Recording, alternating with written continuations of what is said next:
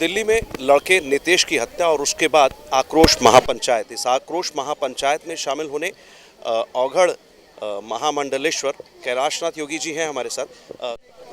बाबा बहुत स्वागत है पहले। लेकिन ये ऐसा माहौल नहीं है, ऐसा वातावरण नहीं है जहां हम स्वागत का धन्यवाद की। बिल्कुल बिल्कुल। बालक का निधन हुआ, ये कितनी बड़ी चिंता हिंदू समाज के लिए है, कैसे समझते हैं? क्योंकि इतने सब लोग इकट्ठा हुए अलग अलग बात कह रहे हैं, क्या समझे? ये साधारण बात नहीं है, बहुत बड़ी बात है। और अकेले नितेश की बात नहीं है, यह संपूर्ण हिंदू समाज की बात है। देश के अलग अलग भागों में, दिल्ली को अगर छोड़ के बात करें, देश के अलग अलग भागों में शायद ही कोई दिन ऐसा बीतता है जिस दिन किसी बहन बेटी का मान मर्दन नहीं होता या किसी बच्चे की हत्या नहीं होती। और एक तरफा एक सिरे से एक ही पैटर्न पे काम किया जा रहा है लगातार। हम ये किस तरह का पैटर्न आप देखते हैं और करने वाले कौन हैं?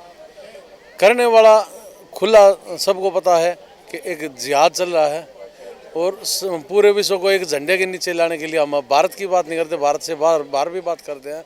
तो अभी एक पुलिस वाले के लड़के को बेल्जियम में मारा गया था, वही नारा अल्लाह अकबर। तो अब ये कहने की ज़रूरत नहीं कौन मारता है।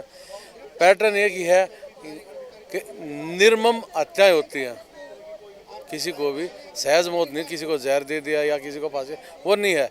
वो उनको जानवर की तरह विभत्स तरीके से काटते हैं, बुरे तरीके से। आप हिंदू समाज के प्रतिनिधि होने के नाते आपका मार्गदर्शन समाज को मिलता है, कैसे आप इनको रोकने का आह्वान करते हैं? हिंदू समाज ऐसा क्या करे, क्या सोचे, उसको अपने गतिविधियों में कुछ बदलाव लाने पड़ेंगे, कुछ नई चीज़ें जोड़नी होंगी क्या? हिंदू समाज कई बार देश को ब्लॉक कर चुका, अभी मैंने कुछ देर पहले भी बोला था, देश को बार बार किसी न किसी रूप में रोकते हैं। कभी बंद का आह्वान किसी बात के लिए, कभी किसी बात के लिए।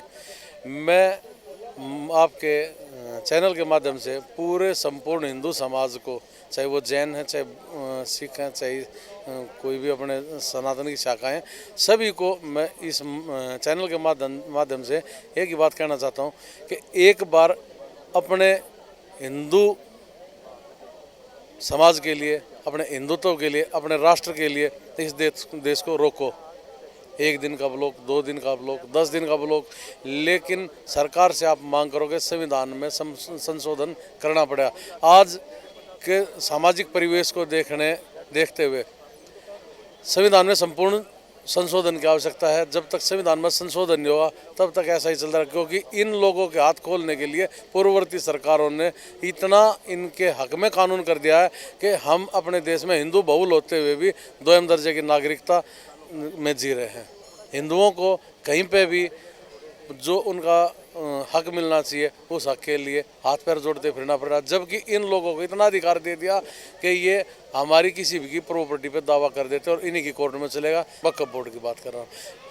जब कृष्ण जी की नगरी द्वारका जग जाहिर है कि कृष्ण जी की नगरी है, वहाँ पे इनके 8000 लोग रह रहे हैं और हिंदू घर 2000 लोग रह रहे हैं।